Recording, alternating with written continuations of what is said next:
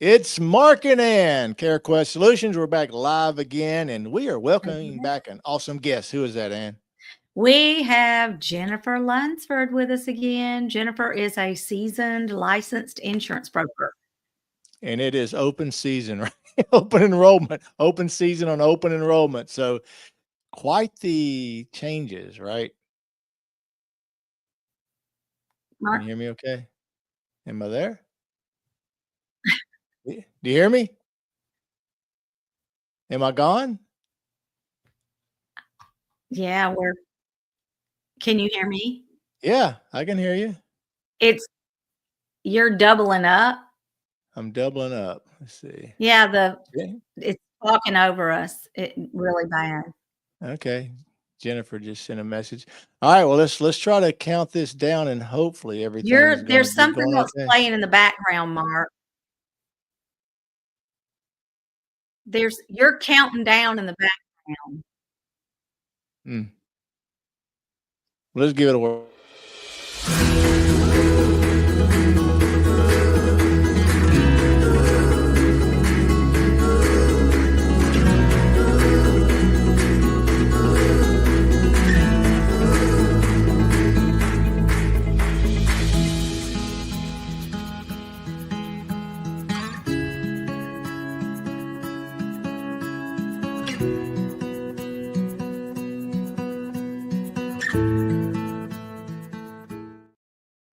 Technical difficulties. What were you seeing, Ann? Well, you were like counting down a show in the background, and then I would say something, and it was a couple of minutes. It just, anyway, it was bizarre. It sounds like it's cleared up. Did you hear a countdown, Jennifer? Well, when you kicked me out to do the intro and then you started the countdown, then something weird did happen. But as it started with 6, 5, 4, it cleared up. You guys are great now. Good Lord, there's an entity in here. So I don't know, but anyway, live. Hey, it's live on Saturday night. That's all awesome. Cool. Hey, like I said, Joe Rogan had an issue on his show. Yep. So if somebody can have an issue like that, then so can we. That's so right. Anyway, as we were saying, Jennifer. Hey, Jennifer, welcome back. I'm here. Good to see you again. Good to see you guys. It's been a few weeks, and I think I'm back. There's some changes, like you were saying in the intro, Mark. Yeah, it has been some changes. So with that being said, we're 1 month into 2025 annual enrollment period. So what are some of the changes and the most surprising ones? A lot, I hear. Well, there are a lot. You guys probably have been hearing some things because I know you're both within the senior world a lot. I will tell you guys, it's almost every day I'm learning something new that has changed, and I'm surprised. But the most probably be in the prescription plan world. The prescription plans were the most changed through the Inflation Reduction Act by Congress. And oh, wow, the $2,000 cap that they implemented into the Part D prescription plan. So whether you have that separate with your supplemental plan or you have it with your Medicare Advantage, it has changed everything. It has, especially Medicare Advantage. So if someone out here has Medicare Advantage with their prescription drug plan, they are seeing the most changes, and some of the most surprising changes for me across the board have been what we call the maximum out-of-pocket expenses, or I refer to as a little bit as a deductible, because the beneficiary has to reach that number before they get the Medicare 100% benefits. So across the board, those have increased. For an example, if someone had 2024, the maximum out of pocket was $6,700. It's not going to surprise me now if it is $9,350. Wow. That's a pretty big change. Yeah. So and so now instead of $6,700 that they have to before they receive 100% Medicare benefits, they now have $9,350. That can be a huge jump for a lot of. It's going in the wrong direction. Yeah, and so are the premiums going up with that as well? Which I know premiums go up every year anyway on things, but the premiums increasing a lot on the drug plans as well? So the premiums in the drug plans, some have, yes. But what I've seen the most there with some sort of a change has been their deductibles. So now they also have implemented drug plan deductibles. So, and what I'm seeing the most there with most of the carriers that I represent is $590. So once they meet that, then their Medicare benefits also start kicking in for their, their tier 1, tier 2. And just for anybody anybody that might be listening though, that I just want them to hear and know, when you're talking about the Medicare drug plans, you're talking about Medicare Part D. Part D, yep. Yeah. So drug and plan, I just Part make D, sure we say that for people, anybody that's listening in, trying to get Medicare for the first time or learning all the A, B, C, D, whatever. The drug plans are the alphabet soup is what I call it. Yeah, it is. So so everything that is, when I say prescription plan or prescriptions, it is in the Part D. And by the way, again, this is so important to me too. That applies to everyone in Medicare, because if you have a Part D plan with your supplemental, that's applying to you as well as Advantage. So yes. Well, and you have to have it. And you have to have it, or there are penalties associated with. So there's a new drug deductible attached to one of these plans this year that have not been there before. So premiums, and those I wouldn't say I've really seen much jump in those, thankfully. Honestly, like Mark said, it sounds like we're in the wrong direction. So at least with most plans that I work with or make recommendations for and quotes for, I'm seeing zero monthly premiums, but I'm seeing deductibles, and I'm seeing that maximum out of pocket drastically jump in the Medicare Advantage. So with that said, their out of pocket expenses are going up. Some of the co-pays and some of the plans have changed as well, because what I like to do is take a comparison of what they had in 2024, what they're looking at. That way they can see the changes and understand, what I've been recommending to my beneficiaries is do this. Think back through 2024. What have you used the most? Have you gone to your primary care a lot? Have you gone to specialists? Who have you gone to? Add those. Because like I've said with you guys before, we don't have that crystal ball to say what's going to happen, but we can try to estimate in the past. So look at the co-pays, and we are seeing some changes in co-pays. Some co-pays have jumped as well. So instead of like a $0 to $25 range, we might be seeing $0 to $40, $45 range. So have changed as well. But the surprising parts are definitely that Part D deductible, because it's across the board. Yeah. And then the maximum out of pocket for Advantage, it has really jumped on. I don't want to say all plans, but majority of them. Yeah. 85% of the plans I'm looking at, that maximum out of pocket has gone up. Yeah. Wow. Yeah. They need to know. Yeah. Yeah. Oh. So if somebody has their Medicare plan that's been canceled, talk about what happens there.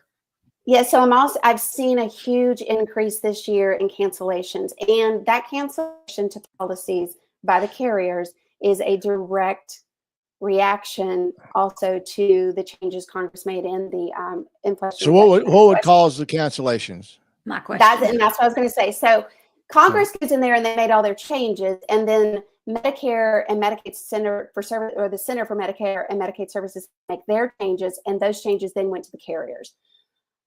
The best way I know how to explain it is this new matrix that they were working within actually squeezed some expenses and costs throughout certain networks or certain zip codes and counties. Now, to our listeners tonight, that's very confusing, but it just pinches and squeezed a lot of the final stuff we don't see on the backside. Yeah. So they all came together, and some carriers had to say this plan is no longer going to work in that area. So how are the policyholders notified of the cancellation? They do receive a letter, and it is actually a rule. I would call it a rule of law in the with the Centers for Medicare and Medicaid Services, that the carrier has to notify the policyholder, that beneficiary, your policy will not be held for 2025. However, here's what they can do. They have some options, which I'm very grateful that, oh, hey, we're canceling your policy, but guess what? You've got options, and the options work. They can meet with someone like myself, an insurance broker licensed in Medicare. We sit down, we do the annual review, we find a new policy. I will say most of the carriers that I've worked with that have the most cancellations, they have a comparable plan out there. So we'll look at it and we'll sort through it. Some other options are they can look at this moment enrolling into a supplemental plan. And okay, that's a twisteroo for them. However, I've done one and it worked out really well for them. Do they have to go through underwriting? Yes. And they went through it and came out okay on the other side. So there are some things to balance, but they can also enter into a supplemental plan if they want to. The other thing that this is where I don't want them to panic because December 7th is coming really fast and Thanksgiving's in the middle of this, but they also have till February to choose a plan. So instead of being constricted to December 7th, what will happen is that if they don't choose one by the end of the year, on January 1st, they'll wake up with original Medicare. So they still have insurance. Okay. So they just go back into the original Medicare world. 80/20. Okay. And then they can take the time to February to go a supplemental or pick a Medicare Advantage plan with prescription drug coverage. So they have options, but the best thing to do is to reach out to someone. Yeah. Oh, absolutely. Because question with that. So I hear what you're saying. They'll go back on January 1. They'll go back over to traditional Medicare, which you've had our conversation and is my pick.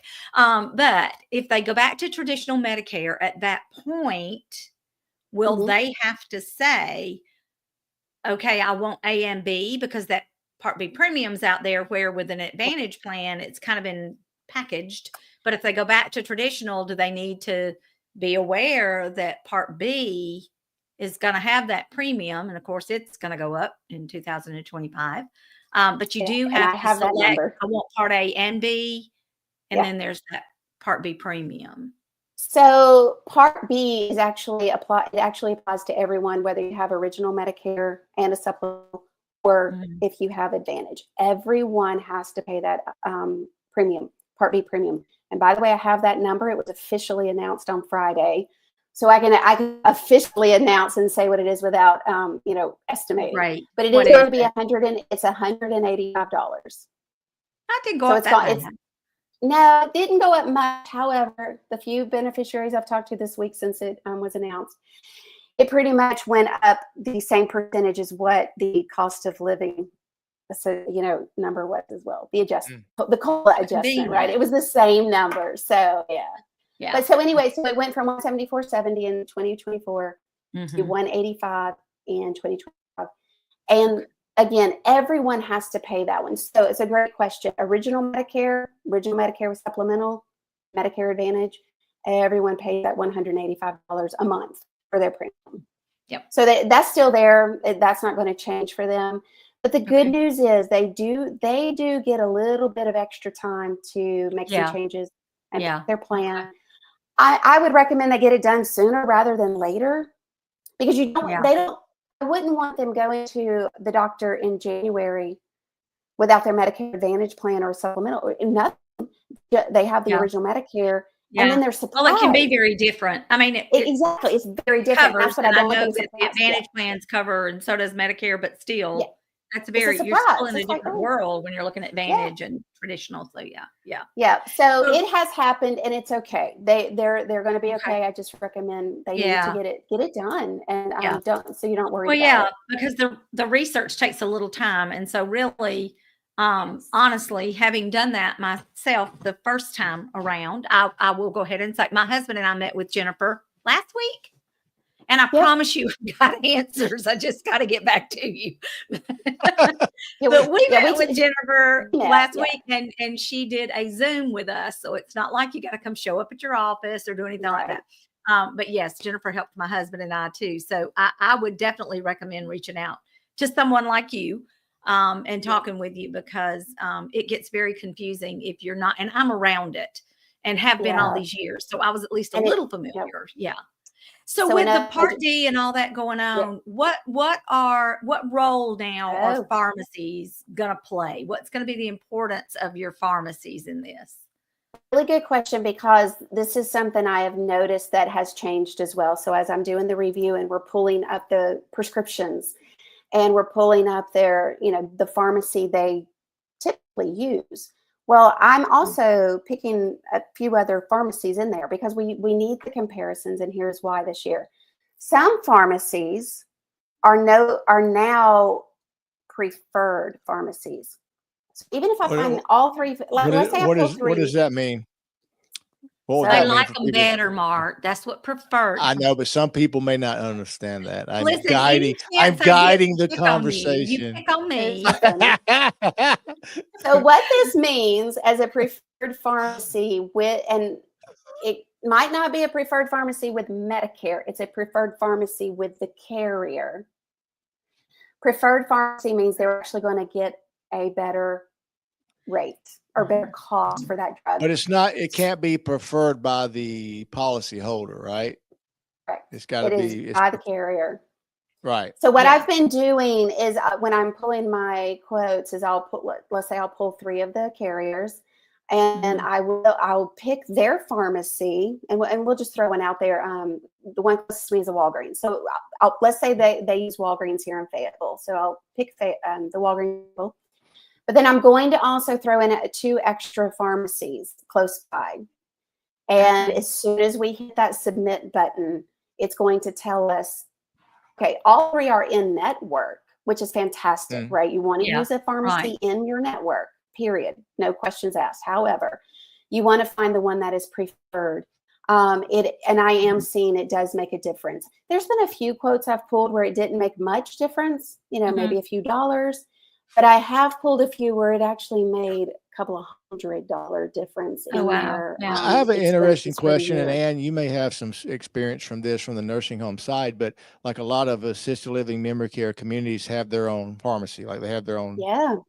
So do they have to be approved if they're not on the list, or do they have to switch?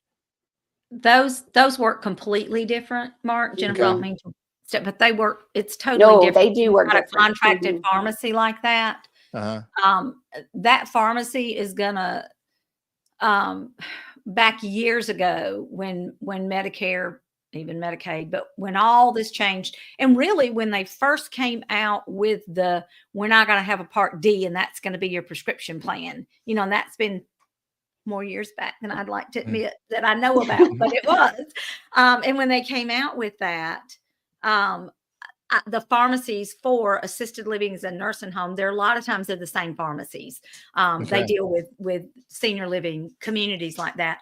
But they are really good at watching everybody individually, their formularies, because the formularies can change every 30 days, which means that one drug's not going to be covered anymore. So let's get you switched to another drug. Wow. Okay.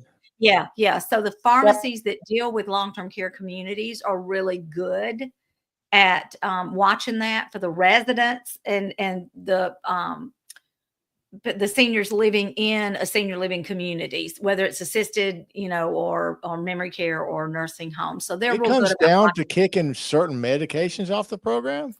Oh yeah. Yeah, wow. I mean, that goes on all the time, though. That happens a lot. I wasn't I mean, there's certain meds out there still, even that we would get people not that covered. We get a referral to the nursing home and the medication's not covered. Well, if you've got them under Part A, the nursing home's responsible for paying for that. I'm kind of going off on the weeds here, but changing medications can affect everything. I mean, but typically you can find one that is going to be comparable. Okay, like a generic or compatible. You may be on something that's a name brand and they'll get you over to a generic, or there may be another. Yes, it's available. So that's one of the keys too.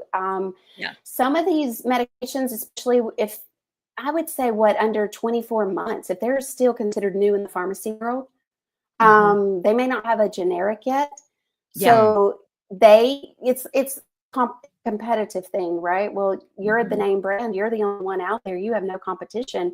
You can set your price, if you will. I mean, right. I don't want to accuse them of anything, but they can set that price and not have any competition. So Medicare will come in and say, oh, wait a minute, we're not covering that. It's too expensive in the world, right? Yeah. So until a generic comes out, Medicare can make the choice to cover it or not cover it until there's a more affordable option for Medicare to cover.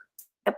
I mean, there's, we had someone in the nursing home that had MS, and she had a medication that wasn't covered.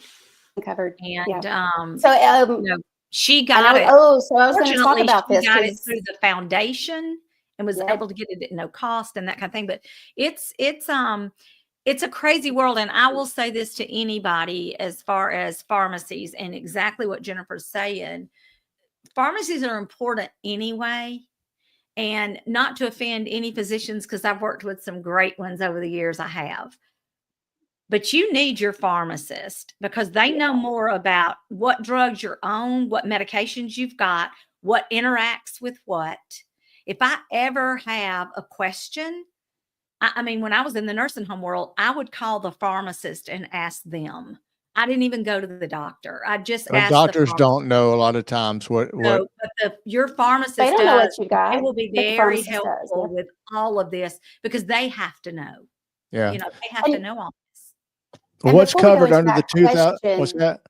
Well, I want to back up just a little bit to what Ann was talking about before we get into that question, because it's important too. But in reference to picking out a pharmacy, so a lot of our carriers out here have the mail-in order pharmacy available, which is incredibly convenient, right? Because there are some seniors who may not want to drive a lot, or they just don't want to go to the pharmacy. And sometimes I understand that myself, because the time spent doing it. So they can choose the mail-in order option. But what I'm finding when I select mail-in order and a Walgreens and a Publix and a Kroger, just as examples, sometimes that mail-in order is not any better at saving them money. I just want to throw that out there. It's very interesting, because there's this thought process that, well, it's the preferred mail-in order by that carrier, then it would be the more savings. It's not always. But check them. When we're doing the review, I do check that for them. Yeah. Sometimes I understand if it's the most convenient piece for them, then yes, I totally recommend it. But it's not always the most cost savings this year, and that I'm seeing across the board as well. So that's important to pharmacies. So what is covered under the $2,000 prescription cap? So this is going to kind of go back to what Ann and I were just talking about.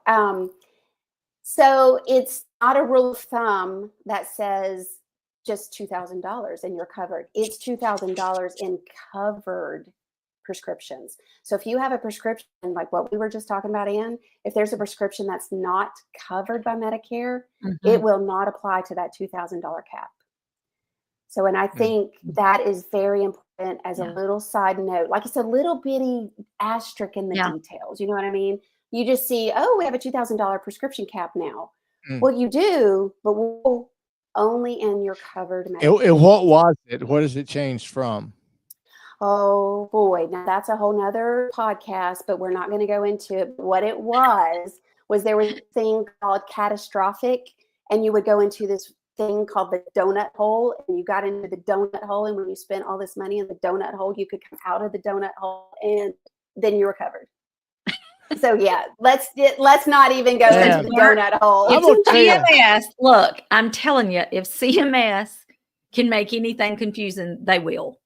They will. Just getting older stuff is not fun. I know. So, but man. And I think I described it as easiest as I could. So the catastrophic stuff, if you will, because that's what I always heard was when you reach your catastrophic cost, you go into the donut hole and you got to come out. We don't even talk about donut holes anymore. Hallelujah. Every beneficiary that has ever had this will tell you they are excited to never talk about the donut hole again. Although we could predict when you went into it, you never really knew when you went into it. Yeah. Oh, yeah. Okay, so anyway, that is gone. That is one. Mark, you said a minute ago, it sounds like we're going backwards. That is one thing they actually did move forward, was covering prescription drugs up to $2,000 for covered prescriptions and coming out of the whole donut hole thing. So that is a beautiful thing. Yeah, but I'm gonna tell you, for some people, $2,000 is not a lot. It depends on, I know. you know. And especially so that expensive as some of them can get. prescriptions are very expensive. And so I will just be honest with you guys. You know, I read everything. I read a lot of things from both sides of the bill that was signed. And one of the things, obviously, when I said that the costs were given back to the carriers and the carriers had to kind of figure out what to do in the matrix, it's the $2,000 cap put a pinch on the expenses overall for Medicare beneficiaries. And so I think some of that cost was moved around a little bit, basically. And that's why we're seeing some increases in some areas. Yeah. This has been a whole lot, and I'm sure we could probably do 10 more shows on this, right? But as far as wrapping those this are the big one up, ones. is there anything you or Ann would like to add before we close off here? What I would say is this year, just a really quick example for the prescriptions, because I'm glad we hit on that really hard tonight, because that's the one thing, if someone doesn't do a 2025 review, the one thing they're going to go and be the most surprised about in January is their prescriptions. There's no question in my mind, if someone just lets their policy plan roll over, because that's what they're used to doing. We haven't had this much change and turnover in Medicare in years. So they've just let their plans roll over. I don't want them to roll over and go to the pharmacy in January and have thousands of dollars quoted off to them from the pharmacist, and that is what will happen if they don't review. So that's my thing. I did a quote the other day, and I'm just going to tell y'all really quick. I knew as I saw one of the drugs is considered not covered by Medicare, I knew I was going to see some outrageous numbers.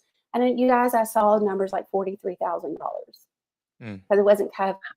And that was with the carrier she was currently with in 2024. And I was like, don't panic. Don't panic. Yeah. We're gonna find something for you. And we did. And that's the beauty of that review. Right? Instead of going in January and someone saying, oh, well, Mrs. Alabaster, it's $43,000 this year. That's what I want to totally prevent for all beneficiaries out there that are listening to you guys and that you talk to in the insurance or in your senior world. So, The only thing, Mark, that I would just add to any of this really is just the importance of reaching out to somebody and talking if you don't know anything about Medicare, because there are, as we talked about a while ago, there's Part A, and Part A covers hospitalization and one thing. Part B is going to cover something totally different. It's going to cover your doctors. It's going to cover some of your DME, your medical equipment is what I'm talking about there. And then you've got, obviously, Part C is going to get you to Advantage plans, and Part D is the prescription drug plan. So there's just a world of stuff that surrounds Medicare, and you really need somebody that knows what they're talking about to be able to look at it. And especially with these changes, you've got to have somebody to take a review. And my husband and I were very fortunate when Jennifer reviewed for us. She did look into some other stuff for us, but we have been very fortunate with what we have, and we'll probably be able to kind of just hold where we are right now. So, fingers crossed. So one quick note. I'm sorry, Mark, but one really quick note. Ann just made me remember something because Ann and I, and her husband, we talked about what we call ancillary products, so add-ons. We talked about some dental programs for her, so that made me remember. I was reading someone's policies today, and again, to our point about how important this is. So they have Medicare Advantage, but they had a dental rider built into their plan with their carrier, and that dental rider it's there to cover comprehensive dental plans, or it gives you extra benefits. So while we were reviewing her 2024 plan and looking forward into 2025, I happened to notice that her dental rider had been discontinued off the plan. And she didn't even notice that. And she just looked at me, she goes, oh my gosh, what does that mean? I was like, well, they're discontinuing it. If you keep this plan and you roll it over, you have just lost your rider. So anyway, those are the other things. Like that was something for me today that I learned, that I was looking through her summary of benefits, and I was like, oh, well, this is interesting. So again, you just don't want to be surprised and caught off guard when you're trying to do something in 2025. No, because you're stuck used with to doing.